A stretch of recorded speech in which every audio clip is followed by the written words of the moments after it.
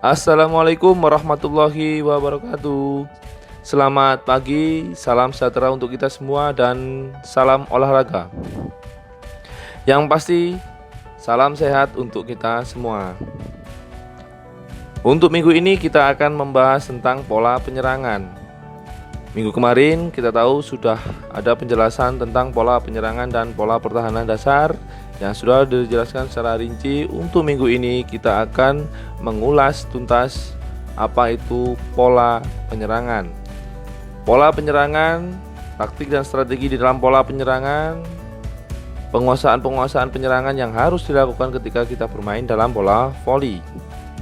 Oke, tapi sebelum ke materi, mari kita simak tips berikut ini. Tema tipsnya adalah hanya di rumah kita harus tetap sehat. Ini tips yang perlu kamu lakukan.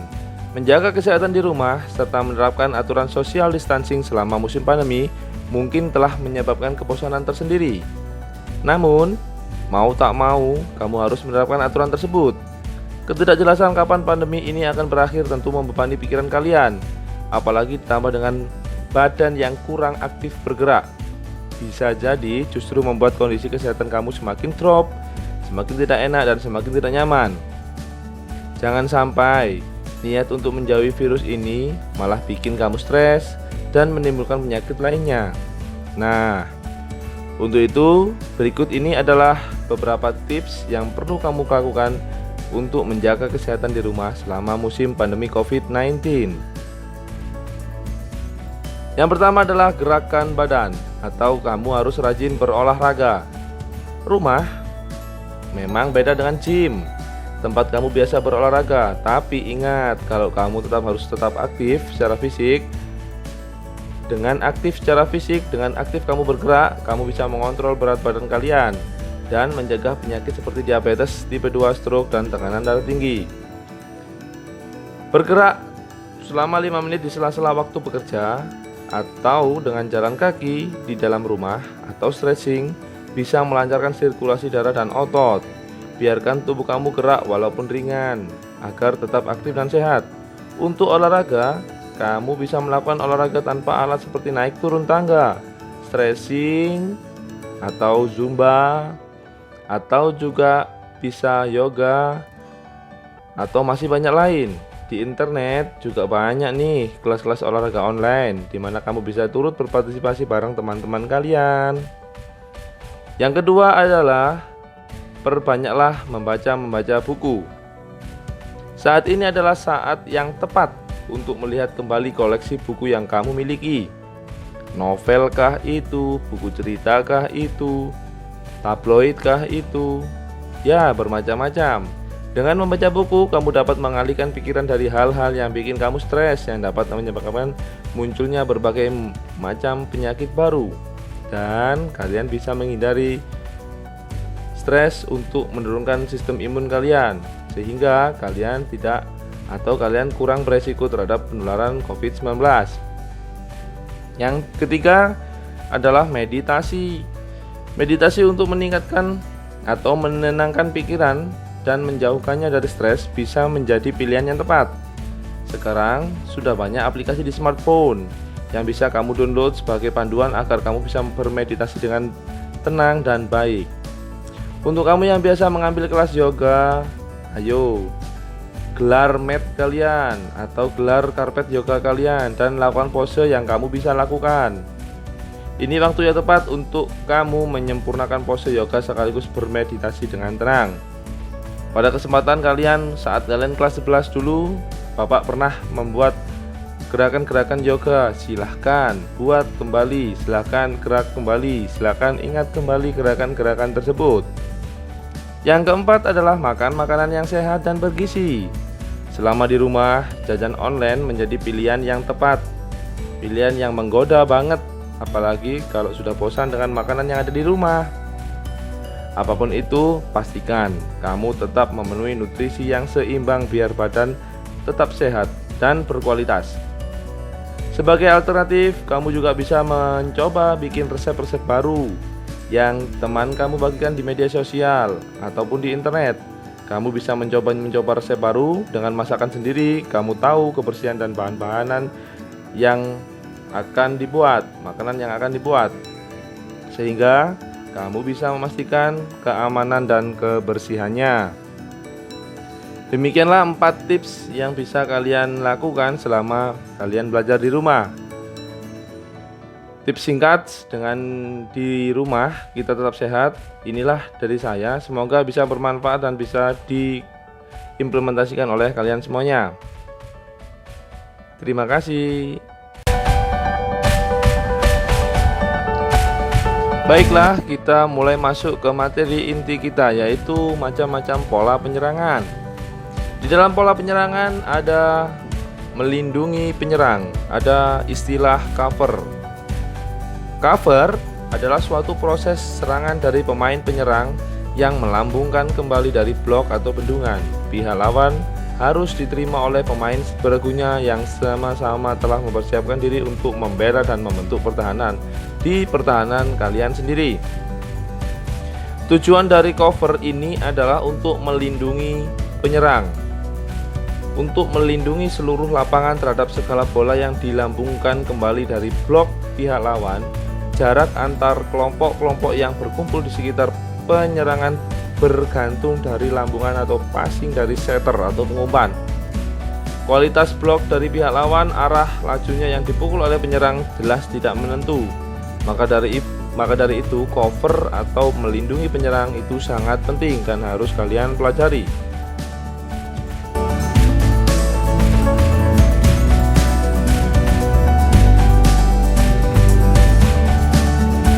Yang kedua adalah teknik-teknik penyerangan. Smash merupakan suatu keahlian yang paling untuk mendapatkan angka, paling utama. Seorang pemain yang pandai melakukan smash atau dengan istilah asing disebut smasher harus memiliki, yang pertama adalah gesit, pandai melompat, dan mempunyai kemampuan memukul bola dengan keras dengan power yang kuat. Ada 4 jenis arah smash. Yang pertama adalah smash yang arahnya ke depan, smash frontal dengan memutarkan tubuh, smash dari pergelangan tangan, dan smash pura-pura atau dumb smash. Taktik penyerangan diartikan untuk mengharuskan regu lawan bertindak menuruti regu yang melaksanakan penyerangan.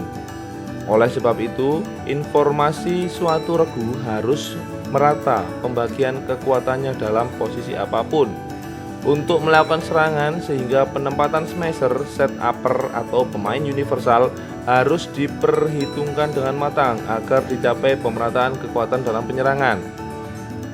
Berikut ini kami jelaskan jenis-jenis pemain sesuai dengan tugas dan fungsinya yang dapat dibagi menjadi 3. Yang pertama adalah smasher atau biasa disingkat dengan SM, yang bertugas sebagai penyerang utama. Yang kedua adalah set upper atau bisa disingkat dengan SU.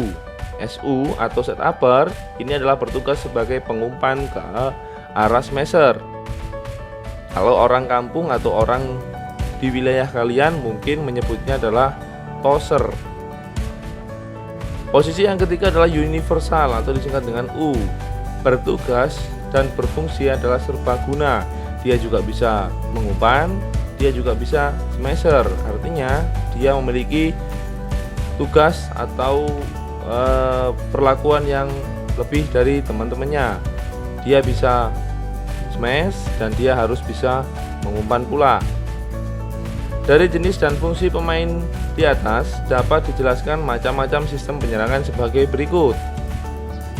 Ya, sebelum kita lanjut ke materi, saya akan jelaskan langsung bagaimana letak posisi para pemain bola voli dan bagaimana merotasi atau rotasi dalam permainan bola voli.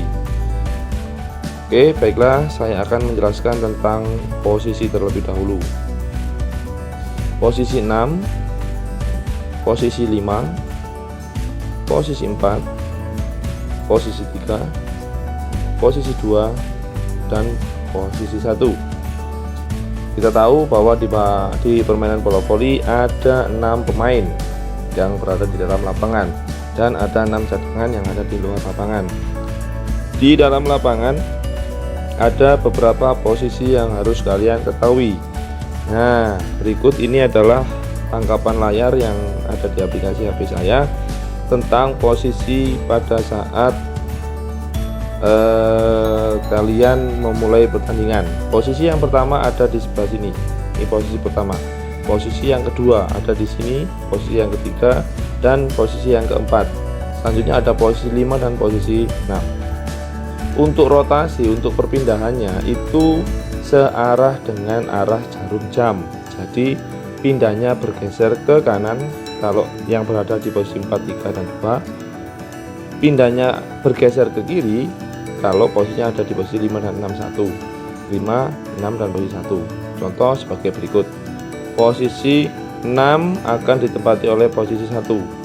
Posisi 5 akan ditempati oleh posisi 6. Posisi 4 akan ditempati oleh posisi 5. Posisi 3 akan ditempati oleh posisi 4. Posisi 2 akan ditempati oleh posisi 3. Posisi 1 akan ditempati oleh posisi 2. Kita tarik saja.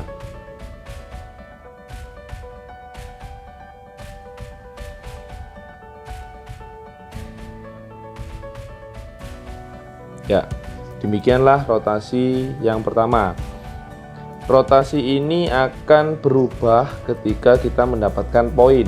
Ketika kita mendapatkan poin dari lawan, maka posisi ini akan berubah jika bola telah kita peroleh atau kita raih kembali di servis kita kembali. Kita mulai ke rotasi yang kedua. Kita mulai gerak rotasi yang kedua, yaitu posisi 1 pindah ke posisi 6, posisi 2 pindah ke posisi 1, posisi 3 pindah ke posisi 3 pindah ke posisi 1, posisi 4 pindah ke posisi 3, posisi 5 pindah ke posisi 4, posisi 6 pindah di posisi 5. Ini adalah rotasi yang kedua. Ini berlangsung atau berlanjut terus menerus, ya. Rotasi ini akan berlanjut terus menerus sampai poin yang didapatkan oleh tim tersebut adalah 25, ya, sampai pertandingan tersebut atau permainan bola voli dalam pertandingan tersebut diselesaikan, baik itu kalah maupun kita yang menang. Tetap rotasi harus kita kerjakan. Terima kasih.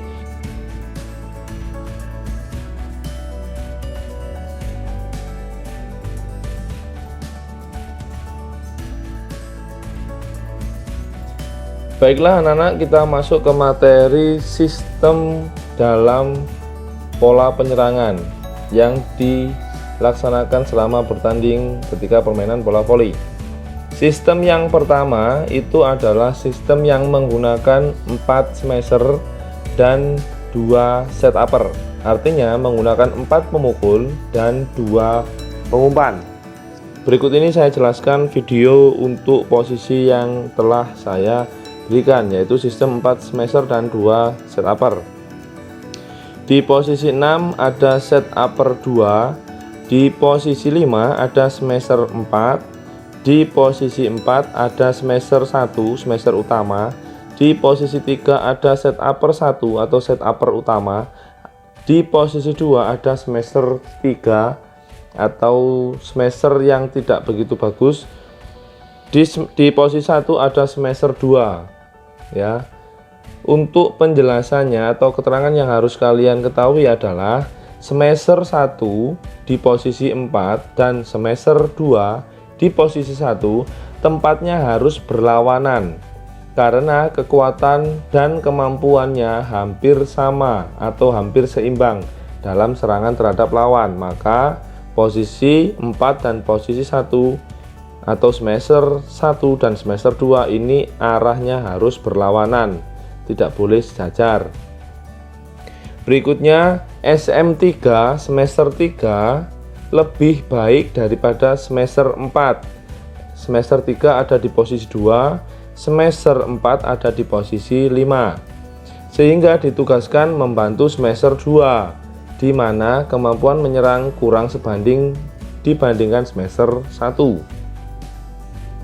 Berikutnya ada semester 4. Semester 4 membantu penyerangan semester 1, sehingga dalam posisi bagaimanapun kekuatan menyerangnya harus seimbang regu tersebut dalam putaran permainan atau rotasi permainan. Demikianlah sistem penyerangan dengan menggunakan pola 4 smasher dan 2 set upper, 4 pemukul dan 2 pengumpan.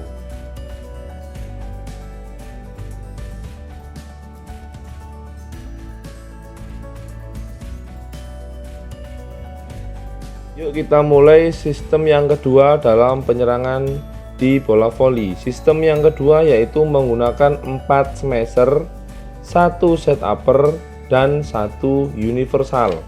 Artinya dengan menggunakan 4 pemukul, 1 pengumpan, dan 1 pemain serba bisa yang bisa mengumpan dan bisa memukul.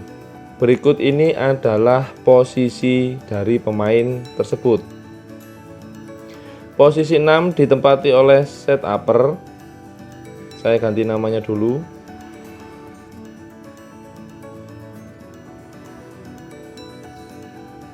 Posisi 5 bisa ditempati oleh smasher 4. Posisi 4 ditempati oleh smasher 1. Posisi 3 ditempati oleh universal. Sebentar, kita ganti dulu namanya. Kita singkat U. Jadi tempatnya ada di posisi 3. Berikutnya di posisi 2 ada smasher 3, dan di posisi 1 ada smasher 2. Mari kita simak keterangan yang harus kalian ketahui. Smasher 1 seperti halnya di penjelasan yang pertama tadi, smasher 1 adalah smasher yang paling baik atau pemukul paling baik. Yang kedua, universal dan set upper 1 selalu berlawanan posisinya antara posisi 3 dan posisi 6 dalam pergeseran posisi dimanapun. Jadi dimanapun tempat atau dimanapun posisi dari set upper 1 dan universal itu harus berlawanan. Yang berikutnya adalah universal dapat memberikan umpan, tetapi umpan tersebut harus bisa di smash atau dikuasai oleh smasher yang mau diumpan. Universal itu mempunyai umpan atau mempunyai kualitas umpanan yang sebanding dengan set upper 1. Jadi fungsi dari sistem ini adalah sistem dengan menggunakan 5 smasher, yang dimana di posisi 3 dipakai oleh universal atau ditempati oleh universal yang bisa mengumpan ataupun bisa memukul. Jadi ketika U atau universal ini berada di depan, maka dia bisa ditugasi untuk memukul.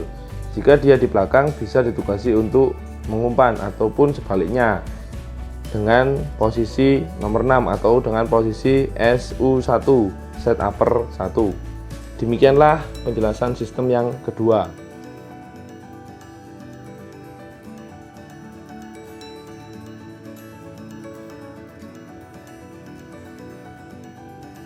Berikutnya akan kami jelaskan sistem penyerangan dengan menggunakan 5 smasher dan 1 set upper atau 5 pemukul dengan hanya 1 pengumpan. Berikut ini akan saya terangkan atau kami terangkan tempat atau posisi yang akan dikuasai oleh pemain tersebut.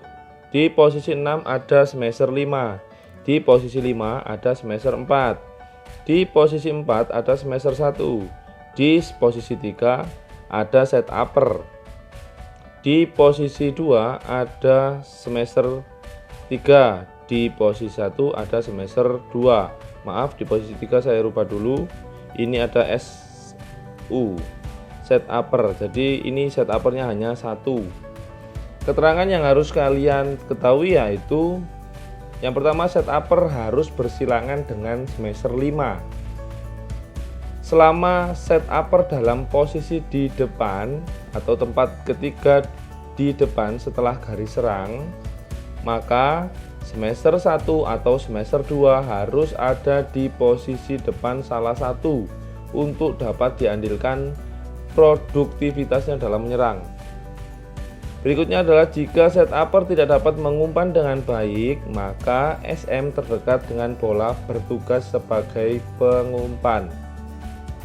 Berikutnya adalah sistem 5 smasher dan 1 set upper merupakan sistem penyerangan yang sangat populer. Jadi pada pertandingan-pertandingan bola voli yang pernah kalian lihat, mesti menggunakan sistem yang terakhir ini, yaitu sistem penyerangan 5 smasher dan 1 set upper. Jadi sistem yang ketiga ini adalah sistem yang punya andil banyak terhadap pemenangan di permainan bola voli. Jadi punya andil yang cukup bagus ketika kita ingin memenangkan suatu pertandingan dengan menggunakan 5 smasher dan 1 set upper.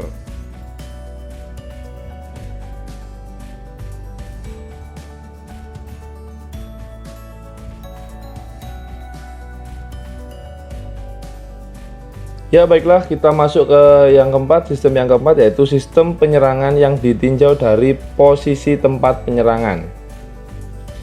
Kita masukkan dulu posisinya, posisi 6, posisi 5, posisi 4, posisi 3 dan posisi 2 dan posisi 1. Keterangannya adalah yang harus kalian ketahui, sistem penyerangan dari tepi. Artinya kalau misalkan kita tahu sistem penyerangan yang bisa dihasilkan poinnya dari tepi, yaitu berada di posisi 2 dan berada di posisi 4. Ini adalah posisi penyerangan dari tepi. Berikutnya adalah sistem penyerangan dari tengah. Sistem penyerangan dari tengah yaitu serangan yang didapat atau dilakukan di posisi tengah, posisi nomor 3. Berikutnya adalah sistem penyerangan kombinasi antara tepi dengan tengah, yaitu dari posisi 2, dari posisi 3, maupun dari posisi 4. Ya, demikianlah anak-anak penjelasan tentang pola penyerangan dan bagaimana pola-pola yang ada di pola penyerangan serta sistem-sistem yang ada di pola penyerangan saat permainan bola voli berlangsung. Informasi ini semoga bermanfaat buat kalian.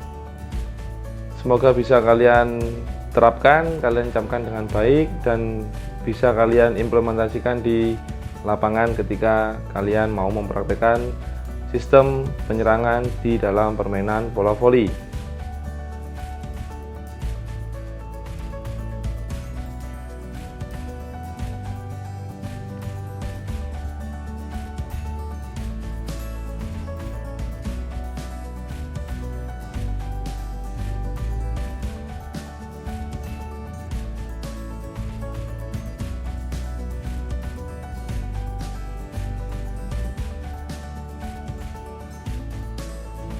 Demikian penjelasan dari saya.